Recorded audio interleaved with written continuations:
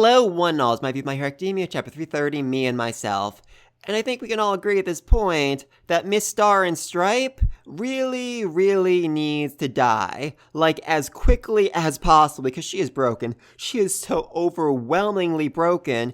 And either she's going to survive this fight, make it to UA, and then basically, be able to solve all their problems by herself, or Shigaraki is going to steal her quirk and then basically turn himself into a god that not even Deku will be able to scratch. Both just overwhelmingly bad outcomes. So the only real chance for peace, chance for hope right now, is that Shigaraki might lose control of his quirk and basically murder her before he can steal her quirk. Or I guess it might be possible of her to, basically use her quirk to erase itself from existence. I mean, that would make a certain amount of sense, and therefore Shigaraki wouldn't be able to steal it from her. I mean, maybe, I'm not sure about that. Though I do also suppose there's a chance that Shigaraki's gonna steal her quirk, but she won't die, she'll make it to UA, and then she'll basically be able to explain the weaknesses of her quirk to, Deku, All Might, and everyone else, and they'll be able to formulate a strategy to use against Shigaraki, because the quirk definitely has weaknesses. For one thing, she only changed the rules of 2 things at once, and one of those things is always her own body, but even though she's changing the rules to make her as strong as possible, she is still not the equal of All Might, which I found very, very interesting. I mean, simply because there's a limit to what her quirk can do, physically. There's only so much strength she can put into herself. Or is it more of a mental block? Because, she worships All Might. She truly, truly worships All Might. So could it be that she just couldn't make herself as strong as All Might because in her mind nobody could be as strong as All Might? I mean, that would make a certain amount of sense. And, oh god, just let my theory was confirmed true. She, in fact, was not a student of All Might, but rather just a superfan. All Might saved her and her family when she was a kid, and since then she just has worshipped him and has modeled herself after him, tried to become a hero just like him, but maybe she didn't think, she could actually be his equal, so therefore she wasn't able to make herself as strong as him?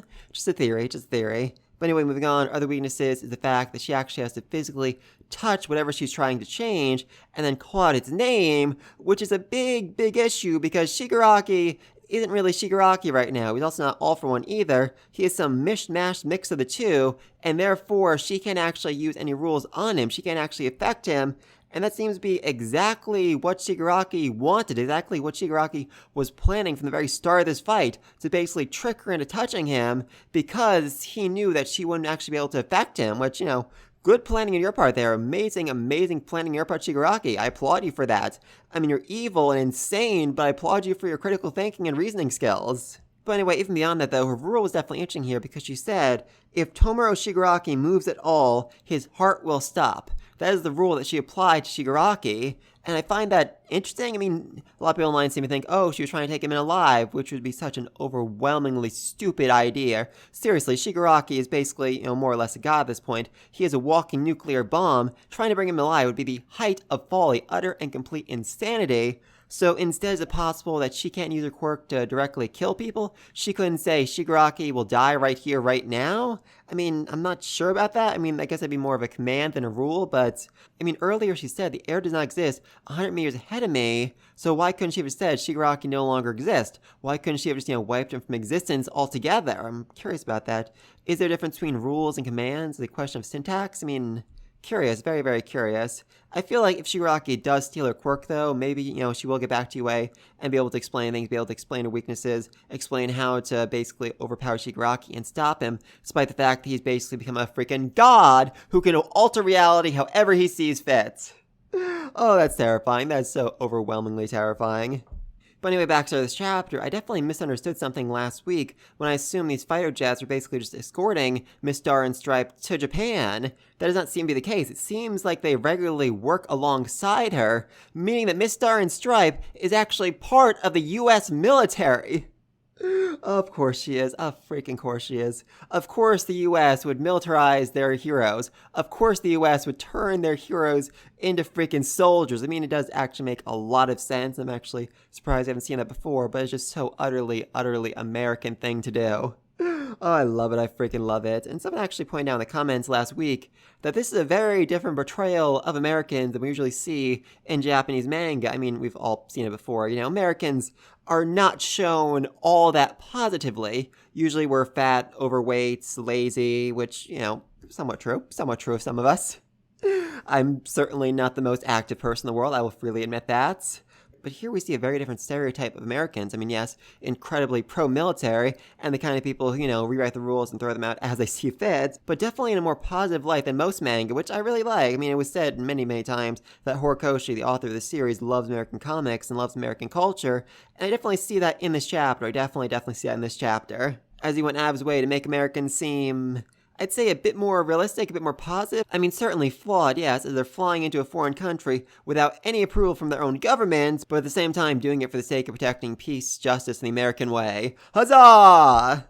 And it was also definitely interesting seeing the minds of the soldiers. I mean, yes, they were definitely American, as they got into an argument over which one of them shot first. Oh, I love it. But at the same time, they're also going into this knowing, okay, I could die here. There's a very, very good chance I could die here in this fight. I recognize how truly, truly dangerous Shigaraki is, but I'm gonna keep fighting because I am a soldier, and that is what I've been trained to do. And even Star and Stripe realize, okay, yeah, there's a very good chance that my fellow soldiers here are gonna die. As she says, I'll make sure your remains make it back to your loved ones. Wow, that's certainly one way to start a fight. That's certainly one way to start a fight, by telling your allies you'll make sure to recover their corpses. God above, that was dark. That was so overwhelmingly dark. Also really just loved how they add some sci-fi elements to the modern day fighter jets, because these things are absolutely amazing at evading, maneuvering through the sky, turning on a freaking dime, which I'm not really sure if modern day fighter jets can do or not. Curious about that, very, very curious. But, on top of that, they have freaking force fields and laser cannons. They have laser cannons. I mean, I am fairly certain the US government does not currently use laser cannons in any of their fighter jets. I might really, really be wrong about that. And if so, I am so happy to know about that. Seriously, do we use laser cannons in our fighter jets? I really, really don't think so. But that would be just so utterly, utterly American if we did. Anyway, though, as it turns out, the attacks really didn't do all that much damage to him, and he recovers very, very quickly, even after Star and Stripe punches him in the freaking face with, power almost the equivalent of All Might, and then she fell into his trap. She touched him, which was just such an overwhelmingly bad idea. I mean, he straight up said, he wasn't actually really sure who he was, whether or not he was actually Tomoe Shigaraki, or if he was someone else, that he had doubts about his own identity, which should have really, really told her, oh, maybe, calling out his name won't actually work here. But I guess it's just such a foreign idea for someone not to really know their own identity, not to know who they are deep inside, that, she didn't actually consider it, and, she was charged in head first. Also the American way.